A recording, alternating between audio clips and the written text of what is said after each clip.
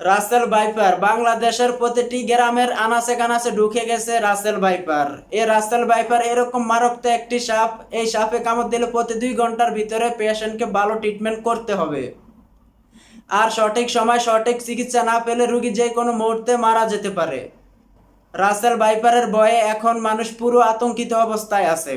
খাল বিল কৃষি মাঠে পর্যন্ত যাওয়া ছেড়ে দিয়েছে মানুষ এই রাসেল ভাইপারের ভয়ে। সাহারা মরুভূমিতে পাওয়া যেত, আরব বিশ্বের বিভিন্ন দেশে পাওয়া যেত। বাংলাদেশে কিভাবে আসলো এই সাপটা? সাপে কামড়াইলে বাংলাদেশে আমরা কিছু ভুল বা কুসংস্কার কাজ করে থাকি। আর কিছু সাপ আছে, আপনি জানেন কিনা, সারা পৃথিবীতে যত ধরনের সাপ আছে 80% সাপ যাদের বিষ নাই, মানুষকে কামড়াইলে মানুষের শারীরিক কোনো ক্ষতি হয় না। এবং সাপের একটা নেচার আছে, কিন্তু আপনি যতক্ষণ পর্যন্ত তারে খোঁচাখুচি না করবেন ততক্ষণ পর্যন্ত কিন্তু কামড়ায় না। খেয়াল করে দেখেন, ধরেন আপনার পাশ দিয়ে চলে যাচ্ছে, আপনাকে প্রথমে কিন্তু ছোবল মারে না, এটা সাপের একটা বৈশিষ্ট্য। কিন্তু এই রাসেল ভাইপার বাংলাদেশে যেটা ছড়িয়ে পড়েছে, সাপের ব্যাপারে কিন্তু হাদিস আছে একাধিক। এবং এক্ষেত্রে আব্দুল্লাহ ইবনে ওমর রাদিয়াল্লাহু তাআলা আনহু, তিনি সাপ দেখলেই কিন্তু দৌড়ান দিতেন এবং মারতেন। আপনি বলবেন যে হুজুর কেন তিনি মারতেন? নবীজি সাল্লাল্লাহু আলাইহি ওয়াসাল্লাম এক প্রকার সাপের ব্যাপারে খুব সতর্ক করেছিলেন সাহাবীদেরকে। কোন সাপ? আয়েশা রাদিয়াল্লাহু তাআলা আনহা থেকে বর্ণিত, তিনি বলেন রাসূল আকরাম সাল্লাল্লাহু আলাইহি ওয়াসাল্লাম পিঠে 2টি সাদা রেখা বিশিষ্ট বিষধর সাপ মেরে ফেলার নির্দেশ দিয়েছেন, কারণ তার দৃষ্টিশক্তি কেড়ে নেয় এবং গর্ভস্থ সন্তানের ওপরে বিরূপ প্রতিক্রিয়া সৃষ্টি করে। গর্ভে যে সন্তান থাকে, এরকম কোনো মাকে যদি এই সাদা রেখা বিশিষ্ট সাপ দংশন করে, তাহলে সেই সন্তানের উপরে ইফেক্ট করে, মায়ের উপরে ইফেক্ট করে। এটা নবীজি নিজে বলেছেন। নবীজি কি বলছেন? লেজ খসে যাওয়া এবং পিঠে 2টি সাদা রেখা বিশিষ্ট সাপ। আর কিছু সাপ আছে, আপনি জানেন কিনা, সারা পৃথিবীতে যত ধরনের সাপ আছে 80% সাপ যাদের বিষ নাই, মানুষকে কামড়াইলে এই মানুষের শারীরিক কোনো ক্ষতি হয় না। এবং সাপের একটা নেচার আছে, কিন্তু আপনি যতক্ষণ পর্যন্ত তারে খোঁচাখুচি না করবেন ততক্ষণ পর্যন্ত কিন্তু কামড়ায় না। খেয়াল করে দেখেন, ধরেন আপনার পাশ দিয়ে চলে যাচ্ছে, আপনাকে প্রথমে কিন্তু ছোবল মারে না, এটা সাপের একটা বৈশিষ্ট্য। কিন্তু এই রাসেল ভাইপার বাংলাদেশে যেটা ছড়িয়ে পড়েছে, এই রাসেল ভাইপার 100 বছর আগেই কিন্তু বাংলাদেশ থেকে প্রায় বিলুপ্ত হয়ে গেছিল। এটা সাহারা মরুভূমিতে পাওয়া যেত, আরব বিশ্বের বিভিন্ন দেশে পাওয়া যেত। বাংলাদেশে কিভাবে আসলো এই সাপটা? এখন আমরা জানি না যে এটা কারো ষড়যন্ত্র কিনা বাংলাদেশের কৃষিখাত ধ্বংস করার জন্য। এই রাসেল ভাইপার ছাড়িয়ে দিলে কৃষকরা ভয়ে মাঠে যাবে না, ধান কাটতে পারবে না, বা জঙ্গলে যাবে না, কারণ এটার ইফেক্ট কিন্তু কৃষিখাতে অবশ্যই পড়বে।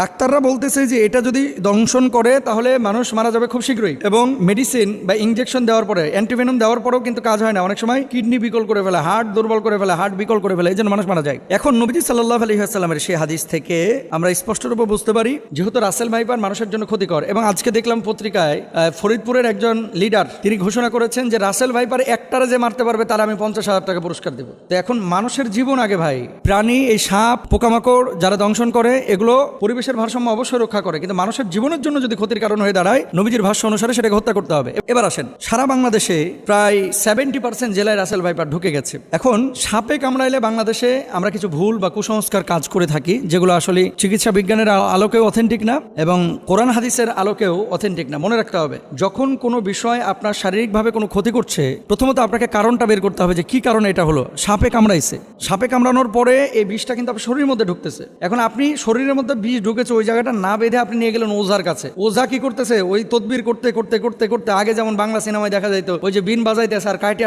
যেই সাপটা দংশন করছে এ আবার উড়িয়া চলে যেতেছে একেবারে। হ্যাঁ, আসার পরে ওখানে মনে করেন মুখটা দিয়ে আবার মনে করেন বিষ বাইর করে ফেলে। এগুলো মিথ্যা কথা ভাই, এগুলো কোনো ভিত্তি নাই। তবে হ্যাঁ, নবীজি সাল্লাল্লাহু আলাইহি ওয়াসাল্লামের সাহাবীরা একটা কাজ করেছিলেন, সূরা ফাতিহা পড়ে ওই জায়গাটায় থুথু লাগিয়েছিলেন, তারপর ওটা বের হয়ে গেছিল। এর মানে এই না যে থুথু লাগাইলেই সাপের বিষ বাইরে হয়ে যাবে। কামড়াইছে রাসেল ভাইপার আর আপনি নামাজ পড়েন না, রোজা করেন না, থুতু লাগাই দিতেছেন, থুতুকে ওখানে কপ ফেললেও কিন্তু বিষ বাইর হবে না। এগুলো খেয়াল রাখতে হবে। তাহলে আপনার করণীয় কি? আপনাকে যাইতে হবে ডাক্তারের কাছে। আপনি ডাক্তারের কাছে যান, যাওয়ার পরে আপনি চিকিৎসা নেবেন। আর ওঝা, তারপরে বিন বাজানো, এই সমস্ত জিনিসগুলো অথেন্টিক যেহেতু না, যে জায়গাটায় অথেন্টিক বা কারো কাছে এমন কোনো মেডিসিন থাকলে আপনি সেই জায়গাটায় চিকিৎসা নিতে পারেন। আবার আমাকে ভুল বুঝেন না, ঝাড়ফুঁক ইসলামে কিন্তু জায়েজ, কিন্তু কবিরাজির নামে এই যে বিন বাজাইতে বাজাইতে সাপকে দৌড়ায় নিয়ে আসা। আচ্ছা ভাই, সাপ এখানে কামড়ানোর পর কি বসে থাকে?